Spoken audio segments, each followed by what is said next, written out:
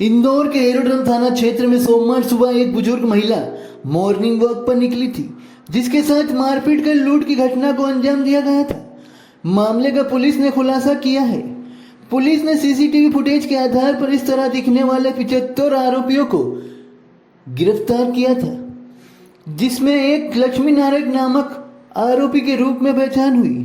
जब police team उसके घर मंडीदीप पहुंचाई गई तो वहां पर वह नहीं मिला। जब उसकी टावर लोकेशन निकाली गई तो टावर लोकेशन सराफा की प्राप्त हुई, जहां से उसे गिरफ्तार कर दबोचा गया। आरोपी ने पूरी घटना को अंजाम देना स्वीकार किया है। फिलहाल पकड़े गए आरोपी लक्ष्मी नारायण से पुलिस ने लूटा हुआ सारा माल बरामद कर लिया है। देखते रहिए कलयुग टाइम न्यूज नेटवर्क। सबसे इम्पोर्टेंट क्लू जो इस बार हमें मिला सीसीटीवी फुटेज से, वो ये था कि फुटेज में जो आदमी दिख रहा था उसकी उम्र 40 से 50 साल के बीच की दिख रही थी। वो एक वेल बिल्ट आदमी दिख रहा था। दूसरी चीज उसमें जो एक स्पष्ट रूप से समझ में आ रही थी कि उसके बाल जो सर पे थे वो कम थे। तो इसमें हमने एरोड्रम थाना क्षेत्र के जितने भी ऐसे बदमाश थे जिनका हमारे पास रिकॉर्ड था, जिनको ऐसी रूपरेखा से मिलते जुलते थे, उन लोगों को खंगालना शुरू किया था। इसमें सबसे पहले हम लोगों ने। सर, आरोपी का नाम क्या है और कहाँ का रहने वाला था, और घटना के समय सुबह 4:30 बजे वो इलाके में कहाँ घूम रहा था?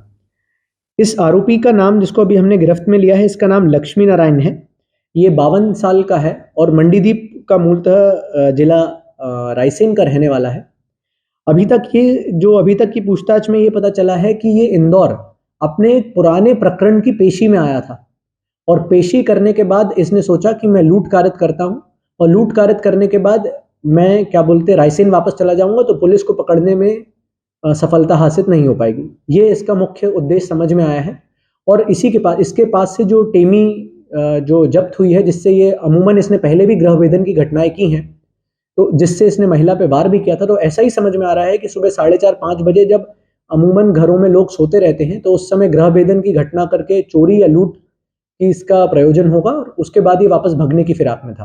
सर, आरोपी का जो चेहरा था वो शायद उसके बाल कम थे। 75 को आपने आइडेंटिफाई किया था, उसमें से किस तरह से इसको आरोपी को निकाला सर? ये बात सही है कि क्योंकि हमारे पास एक भी क्लियर फुटेज नहीं थी, आरोपियों को ढूंढने में थोड़ी सी मुश्किल हो रही थी कि एक भी हो सकते हैं और अधिक भी हो सकते हैं। सबसे पहले हमने जो इसका एक आइडेंटिफिकेशन फीचर था कि बाल कम है, उसके अनुसार हमने एरोड्रम थाना क्षेत्र के जितने भी पुराने संदेही थे 5 साल के, उनको खंगाला। उसमें करीबन 75 से अधिक हमारे पास लोग ऐसे आए थे जिनके हेयर लाइन कम थी। उसमें से हमने फिर इस तरह की घटनाएं करने वालों और उम्र के हिसाब से उनको कैटेगराइज किया। तो उसमें हमारे पास 14-15 लोग आए थे। उन फोटोज को हमने फिर सर्कुलेट करना शुरू किया, जिससे मल्हारगंज थाना क्षेत्र में जरायम का जब अवलोकन किया गया तो उसमें उस आरोपी की एक फोटो मिली। उसमें पता चला कि मल्हारगंज थाना क्षेत्र में गृह भेदन की एक घटना में एक आदमी आरोपी बनाया गया है, और उसका एक रिश्तेदार सदर बाजार में रहता है। जब रिश्तेदार के बारे में पता करने का प्रयास किया गया तो उसके माध्यम से हमें कुछ नंबर्स मिले। उन नंबर्स का हमने टेक्निकल डेटा निकाला, उनके मूवमेंट को ट्रैक किया, और उसके बाद फिर हमने आरोपी को गिरफ्तार किया। करीबन 6:30 बजे पुलिस को सूचना मिली थी कि एरोड्रम थाना क्षेत्र में स्कीम नंबर 155 में एक महिला खून से लथपथ हालत में रोड के किनारे पे पड़ी हुई है। तत्काल घटनास्थल पर पहुंचकर महिला को पहले मेडिकल एड प्रोवाइड किया गया, और फर्स्ट एड कराने के बाद उनको अस्पताल में भर्ती कराया गया। अस्पताल में भर्ती के दौरान डॉक्टर के द्वारा बताया गया कि महिला को क्योंकि गंभीर चोट है, सर पे भी चोट थी गहरी, और उनके गाल पे भी बाई तरफ के गहरी घाव थे जो कि शार्प ऑब्जेक्ट से थे।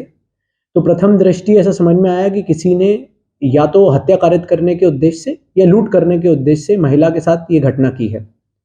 इसके उपरांत क्योंकि महिला कुछ बोल सकने